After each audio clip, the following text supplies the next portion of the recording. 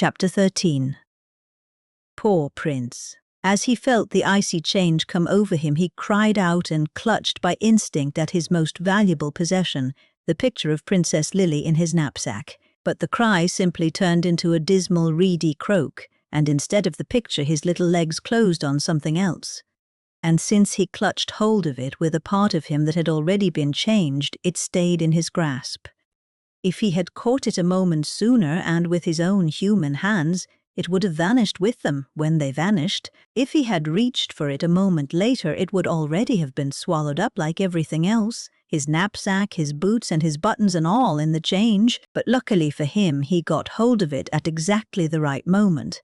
And when he recovered himself enough to look about him, he perceived that he was holding between those little legs the letter of introduction to Miss Thompson, which had been given to him by the little cook at the inn. He would have wept if toads could weep, because it was the letter and not the picture which he had retained. He did not know that that was really the most fortunate thing that could have happened. At first he squatted there on the ground in despair, not knowing what had happened to him, and hopeless of ever regaining his human shape. He nearly broke down.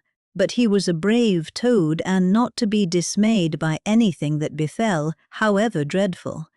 So he set about thinking. Then he guessed that Queen Gamboy had something to do with the matter. What was he to do? He took up the letter in his mouth and began trundling off to find Miss Thompson's cottage in Tittenhanger Lane. But he took such a long time to get there, partly because toads can only move very slowly and partly because he could not ask anybody the way, that we shall have to go back and see what happened at the castle while he was on his way. That stable boy was a very lazy fellow. When he had finished talking to the prince and had got back to the stables, "Oh dear," he said to himself, "I suppose there is nothing to do now but work." and he saw the long morning stretching out ahead of him with nothing but grooming, gloomy grooming, till he had groomed the whole double row of horses that stood there with their heads to the wall and their tails hanging down behind. He picked up a curry comb and began slowly cleaning a brush. "Sisses," he said, to make it sound as though he were working dreadfully hard. Then he dropped the curry comb, yawned, and as he yawned happened to look up into the stable roof. There he saw the trap-door that led up to the loft above the stables. "I'll go get some more hay down," he said, meaning to have a quiet nap up there among the sweet-smelling hay. So he fetched a ladder and climbed up through the trap-door into the hayloft, and he was just going to throw himself down on a pile of hay when he saw something gleaming in the far corner of the dark loft. It was half covered by a stack of dirty, used-up straw, and he couldn't think what it was, so he yanked with his great hobnailed boots across the loft and pulled at the bright thing till it came clear of the straw that covered it. He had never seen anything like it before. First he turned it over and over in his hand. Then he wiped it clean on his red pocket handkerchief with white spots, saying as he did so, "Shisses," through his teeth, just as though he were grooming a horse. And then, at last, when he had wiped the mouthpiece, he put it to his mouth and blew through it. Two, tootity, two, tootity, tootity, tootity, tootity, tootity, tootity, rooty, two. And with the very first sound of the trumpet, another sound, a sound that had been going on in the stables all this time, suddenly ceased.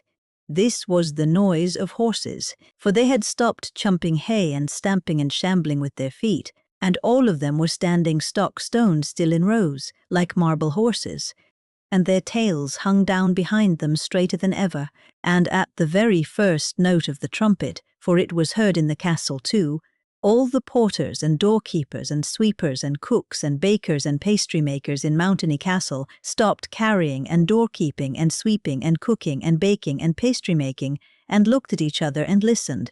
And at the very first sound of the trumpet King Courtesy, lolling in his study, half asleep, half awake, dreaming of nothing on a sofa, started bolt upright and cried out with a loud voice, "Violet, Violet." and at the very first sound of the trumpet, Aunt Gamboy drew in her scraggy neck from the window and sat down upon her bed and began to be so unhappy, dreaming of the time when she was a little girl called Gambetta with a sister called Violetta. But Princess Lily, alone up there in her tower, also heard the silver trumpet, and she had never heard it before, and she wondered why she was mewed up there when other princesses walked about the world beneath the open sky, and she wondered what would happen to her as she grew old, and if she would spend all the rest of her life in that one little room in the tower, and what the world was like. Rooty-too, rooty-too, rooty-too, ooh-ooh. As the last note died slowly away, everybody in the castle stirred slowly, like a man waking from sleep, and looked mazedly round him. Many of them opened their mouths to ask what had happened, but, just as they were about to speak, they seemed to change their minds. They looked away, they dropped their eyes to the ground as though they were ashamed of something, as though they all knew something which they were all pretending they didn't know. And as the last note died slowly away, Princess Lily looked up and said, "What was that noise?" And she sounded a little bell for her maid-in-waiting to come, and when she came, scolded her for allowing vagrant musicians to play within earshot of the tower, for it was against all orders. Then she began to dab her forehead with cold water and ordered a dish of tea. And as the last note died slowly away, Aunt Gamboy frowned and said, "Tut," and, getting up from her bed, craned out of a window to catch a last glimpse of the toad that had once been poor Prince Pirio, lolloping awkwardly away over the lawn to the castle gates. And as the last note died slowly away, the light left King Courtesy's face, and he sank back on the sofa with only a vague, troubled look in his eyes. But as the last note died slowly away, the stable boy was so pleased with the sound the trumpet made that he put it to his lips and blew again. Once more the sound floated out from the stable, across and in at the windows of the castle. Once more Princess Lily began to wonder, and then suddenly she knew that she was very unhappy. "I must help myself," she cried, and before the sound had died away had rung her little bell once more and told the maid-in-waiting who came to answer it. "Send a messenger at once to Miss Thompson, B Cottage, Tittenhanger Lane, and ask her to come and see me." Once more Aunt Gamboy sat a-dreaming, and then, if you had been there, you would have seen a queer change come over her face.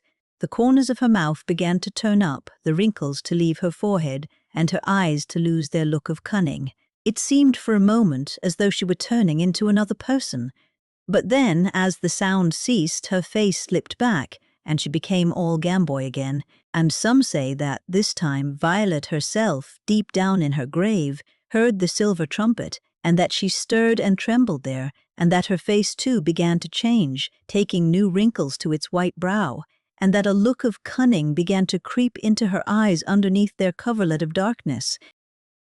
But when King Courtesy heard the trumpet for the second time, he started up, ran to the door of his study, and called out in a voice that was itself like a trumpet, Who is doing that? Who is doing that? Send him to me. For the trumpet reminded him too keenly of his beloved, and made him sadder than he could bear. So they found the stable boy and brought him to the king. And the king threatened to execute the stable boy, but forgave him when he heard that he had found the trumpet by accident, and did not know who it belonged to. And then Courtesy took the silver trumpet from him and locked it up in a cupboard in his study, and pronounced the death penalty on any man who should put it to his lips again. After he had done that, he sank back again upon the couch and buried his face in his hands. But the stable boy went down the hill into the town and told the citizens all that had happened. Now the citizens were getting very tired of Gamboy's arrogance, for she was a hard queen, and when they heard the stable boy's story of the silver trumpet and of its strange effect upon their king, they smelt a rat, they did. She has deceived us. They said, remembering the time of the famine. Why should she be cheating the king and our poor princess? Why are they both so wretched? Therefore they determined to march up to the castle once more and to demand an audience of their king. And it would be ill, they said, for Queen Gamboy if they found aught amiss. This they determined to do on the following day but one, for the next day was a Sunday.